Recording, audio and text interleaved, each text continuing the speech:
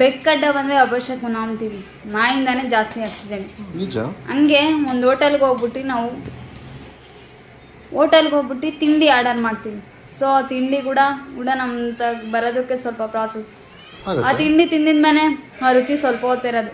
ಅವಾಗ ನಿಜವಾದ ವೆಯ್ಟರ್ ಯಾರೋ ಅಂತ ಹೇಳ್ಬಿಟ್ಟು ನೋಡ್ತೀವಿ. ಸೊ ಹಂಗಿದ್ಮೇಲೆ ಪ್ರತಿಯೊಂದ್ರಾಗೂ ಜಡ್ಜ್ಮೆಂಟ್ನ ನಾವು ಹುಡುಕ್ತಿರ್ತೀವಿ ಅಂದಮೇಲೆ ಸೊ ಎಲ್ಲೋ ಬಸ್ ಹತ್ಬಿಟ್ಟು ಟ್ರಾವೆಲ್ ಮಾಡ್ತೀವಿ. ಡ್ರೈವರ್ ಯಾರೋ ಅಂತಾರೆ ಗೊತ್ತಿರಲ್ಲ, ಅವನ ಮೇಲೆ ನಂಬಿಕೆ ಇಟ್ಟಿರ್ತೀವಿ. ಸೊ ಆ ನಂಬಿಕೆಗೆ ಬಿಲೀವ್ ಮಾಡೋದಕ್ಕಾಗಲ್ಲ. ಇನ್ನೇನಾದರೂ ಹೇಳ್ಬೇಕಾ? ಅಷ್ಟೇನಾ? ಮುಗಿತಾ? ಆ ನಂಬಿಕೆನ ಮಿಸ್ಯೂಸ್ ಮಾಡ್ಕೊಂಬಂದು ಜಾಸ್ತಿ.